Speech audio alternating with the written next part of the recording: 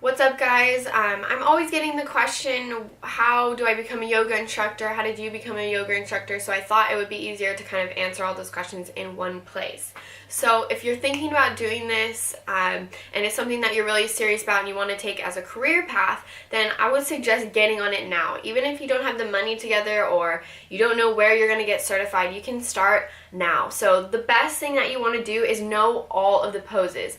Not necessarily all the names of the poses, you'll learn that as you get certified, but if you can just learn the poses for yourself and you can explain how to get into them, then that's going to be awesome, and that's what's going to really help you be an amazing teacher, because if you can kind of know all the poses in your mind already and just check back in with them when your body is feeling a certain way, then you're going to be a lot better teacher. So you can start now by learning all the poses, whether that's in Ashtanga practice or Hatha or whatever that you're choosing to get certified in. And if you're trying to go through Vinyasa, I would highly suggest like a Vinyasa certification.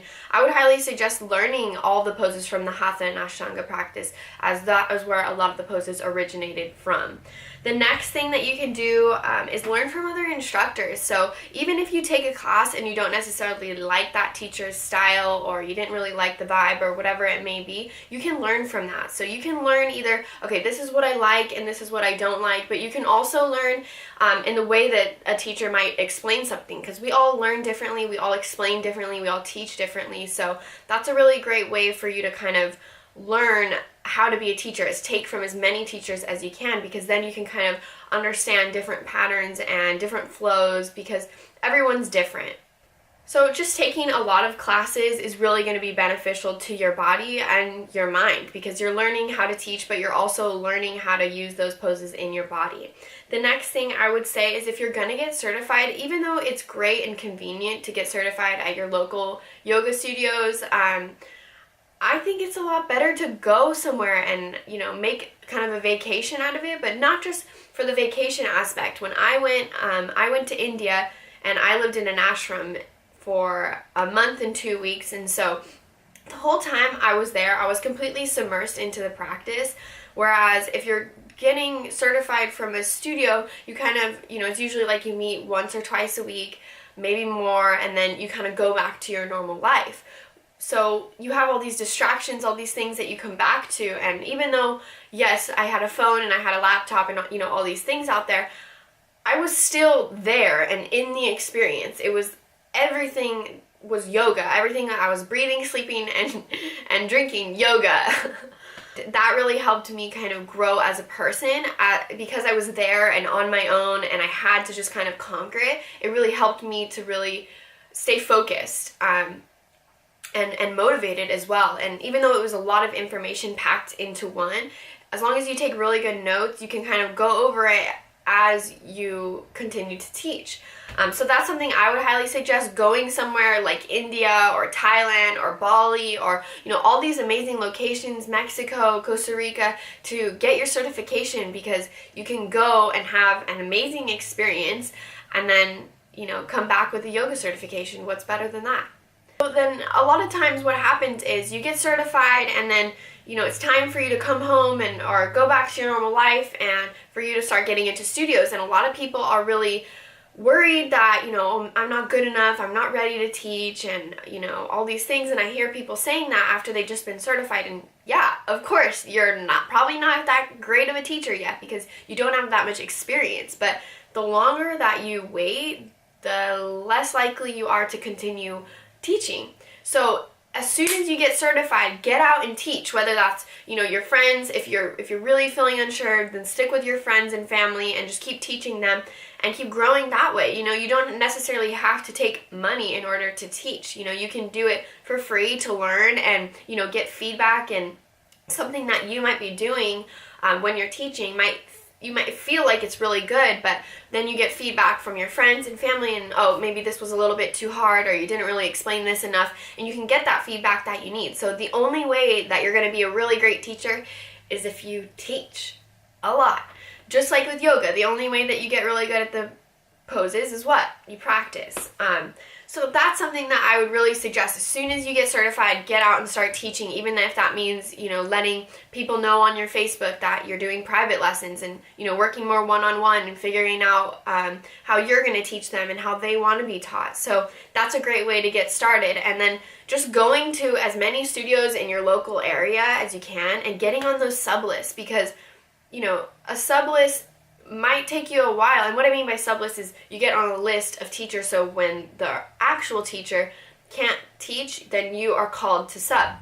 So when you're on all these sub lists, it might not be a regular schedule, but you're getting lots of practice and different experiences and different students. Every studio is going to be different. Some studios are more geared towards an intense practice. Some are more of like a relaxing thing. You're going to have different clientele everywhere you go. And so it's important to really try out all those studios, because then you'll know which one that you like, and then you can kind of stick with one or two, or, stick with them all, whatever you want to do. But then as you start getting introduced to the classes and introduced as a sub, then, you never know where that might take you. So then you'll continue to practice, and eventually, you'll be ready and you'll be good. And then what happens is, after a while, you've been practicing and, teaching all these classes, and then you start to keep doing the same class. I know most teachers I know, we have a go-to class when, we're not feeling well, or, whatever's going on in our life, or we just kind of check into that class, and you can do it almost mindlessly. You can just teach it and just kind of comes out your body. And, even though it's great when people are new to your class and, they might love your go-to class, but you want to really keep a good variety. And the best way that I can do that, there's two ways. In the beginning, I wasn't really sure, and I was kind of planning my classes out. Not really, because if I stuck to like a specific structure, then I don't know, my class just seemed weird. So now I teach very intuitively. I listen to my body, I listen to the vibe of the class, and I base my classes off of that. So it's a little bit easier sometimes with a private lesson, because you can really gear towards exactly what they need. But when you have a group and some people are beginner and some people are advanced, you have to find that happy medium, and sometimes you have to work on the fly. Or you might have planned out doing all these intense poses, and then you have people in your class that have shoulder injuries or knee injuries, and you have to kind of compensate. So it's important to be able to kind of be flexible, so to say, as yoga instructors.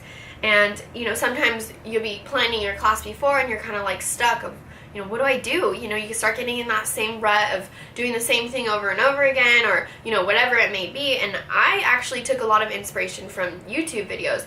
Not always people teaching, but just watching lots of yoga videos. I literally, I love yoga, so that's me, and that's something that I was really passionate about. So I spent a lot of time learning, from just watching and experiencing, and I like that pose or this pose, or you know what I mean? You can do that from a YouTube video.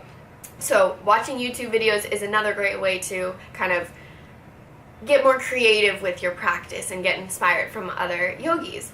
And then the last thing you want to do is, especially as a teacher, you have to have a solo practice.